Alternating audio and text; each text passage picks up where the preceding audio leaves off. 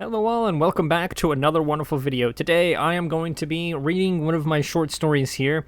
I figured I'd try this out a little bit and see what you guys think of it, see what you guys think of the video and things like that. Maybe I can share some more in the future. But for now, here is one that I like to call a wake-up call. The bedroom was dark and cluttered. Bits of trash spilling out of small bags were stuffed in the corner.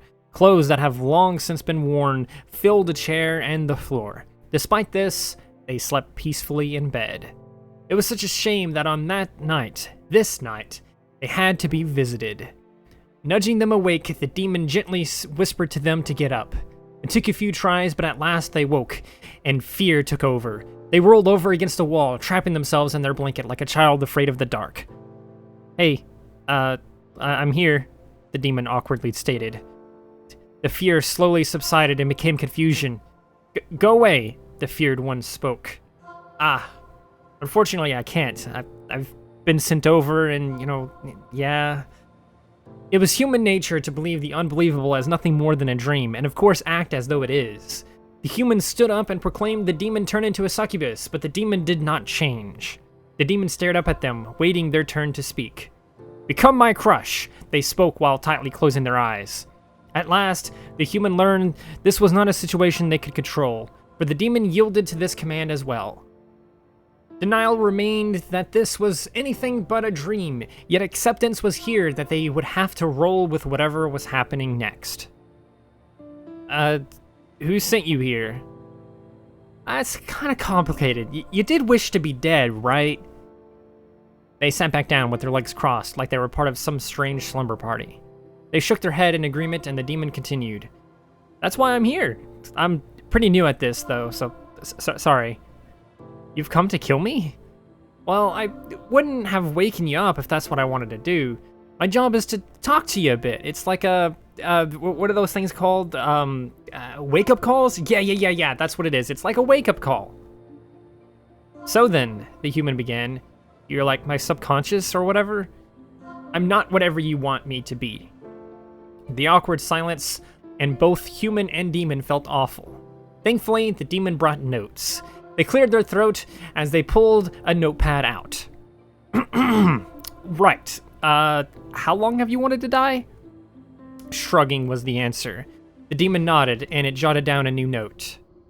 It moved to a new page. "Do you know why?" Shrugging was the answer. The demon squinted their eyes, jotted a new note, and moved to another page. "What would you need in order to change your mind about wanting to die?" Sighing was the answer, followed with shrugging. The demon nodded and put the notepad away. Up to this point, the demon had been sitting on its knees next to the bed, barely peeking its upper half over the edge. It was time for them to stand, and stand they did. They towered over everything in the room, once again bringing fear into the human. At their full height, the demon had to bend its back to avoid breaking through the ceiling. "So let me get this straight. You don't know how long you've wanted to die, and you don't know why you want to die, and you don't know what will change this grim desire."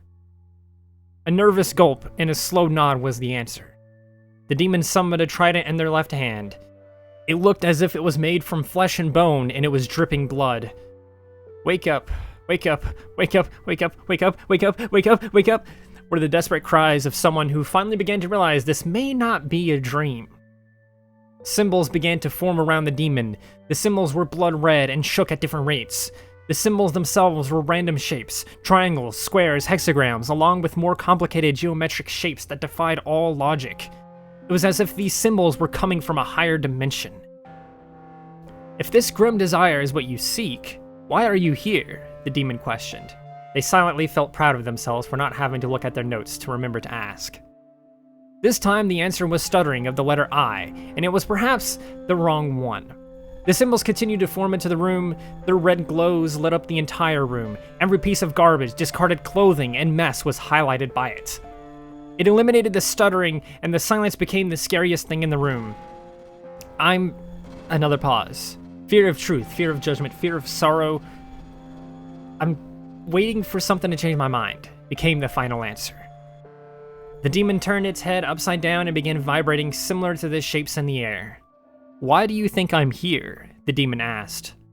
understanding washed over the human. This was no demon. This was a guardian angel. This was reality. This was not a dream. This was a turning point for them and their lives. Unfortunately, this was almost entirely wrong. All but the last was true. For this was a demon just doing its job, and that job was near complete. The demon removed a card and gave it to the human. It smiled, but because its head was upside down, it formed a frown. The card looked and felt as if it was made of bone and tissue. It was flexible but durable, and certainly could only be torn if heavy force was used. What is this? That card represents your life. Tear it and you will instantly be dead. Whatever happens after death will be what you experience next, but it might not be as pleasant or as awful as you think. Hang on, why are you giving me this? And what's to stop some random guy from ripping this up to kill me? This is for you to answer, but if what you have told me is true, why have you not ripped it up suddenly? The human looked down at the card. The symbols floating around the room floated around inside the card like some sort of magical pattern. It was terrifying to look at. This was their own life in their hands, but why was that scary? Why was any of this scary? The grim desire still loomed over them, but a new desire was creeping up. Do you, the human began before looking up at the demon again, want to help me clean my room and then get some smoothies? The symbols in the room zoomed back into the demon and the trident vanished, and as quick as lightning, the room was clean and organized as it had been many years ago. And that's that. That is the wake-up call. That's what I like to call that short story. I don't know if the name really suits it, but I guess you guys can let me know in the comments below, as well as what you think of this story, and if you would love to see more of me just reading out some of my short stories and stories and things like that here on the channel. I love it. I personally love it. I hope you guys do as well. One more thing, another tiny little thing that I would love to get some feedback on is what you would like to see for like background stuff. I'm super unsure what to use for this sort of stuff. So I don't know if I should just like show some doodles. I don't know if I should try and like reenact this in Ponytown or something like that. I don't know what I should do.